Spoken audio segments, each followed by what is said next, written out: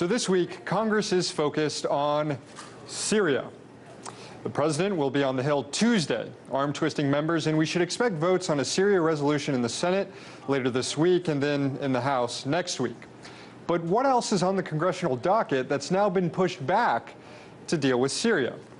Well, to begin with, the government is about to run out of money and will shut down on October 1st, about 3 weeks from today, unless Congress can come up with a spending deal. Now, before this last recess, the House and Senate were at major odds over the budget, in particular what to do with the sequester, with Republicans in the House wanting to keep it in place and Democrats in the Senate wanting to get rid of it. So there's still a wide gap between the two chambers that won't narrow, at least anytime this week. And then later, a little over a month from now, in mid to late October, guess what? Our government once again hits its debt limit. Yes, roughly 3 weeks after the government is scheduled to shut down, the Treasury Department will run up against its $16.7 trillion debt ceiling. And there's no easy solution here either, as Republican leadership in the House has floated the idea of tying any debt limit increases to cuts to Obamacare, which we know the Senate and the White House won't agree on. So there's still a lot to be worked out here to prevent another debt limit debacle, but no work on it this week. And what happened to Congress's plans to do something about the out-of-control NSA?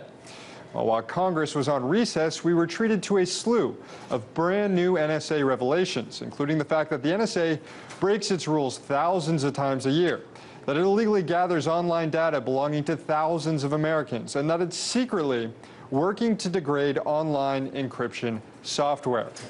Now, we saw momentum building on Capitol Hill to rein in the NSA. We saw committee chairs promise more hearings on the issue, and we saw congressional leadership caving and agreeing to reforms. But now, all that momentum has disappeared as Congress hones in on Syria.